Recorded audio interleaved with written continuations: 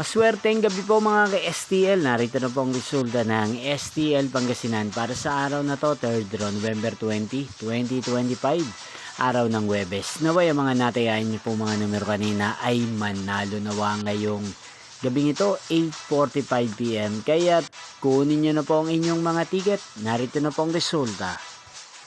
Ang mga numerong nanalo sa STL Pangasinan ngayong gabing ito, November 20, 2025. 8:45 PM, third draw result 2 at 27 in exact order. Again, 2 at 27. At ngayong gabing ito sa STL Pangasinan, atin pong i-shoutout si Kuya Herman ng Pangasinan na nanonood din po sa channel na to. Shoutout po sa inyo Kuya Herman, sana po ay nasa maayos kayong kalagayan. At sa lahat po ng mga taga Pangasinan na lagi pong nanonood sa channel na to, shoutout po sa inyo. Hindi pong napanood ang resulta ng STL Pangasinan sa channel na to, Roderick Hernandez TV. Maraming salamat po sa patuloy niyo pong pagsuporta sa aking channel. Magkita-kita pong muli tayo bukas ng alas 12 ng tanghali. Thank you for watching.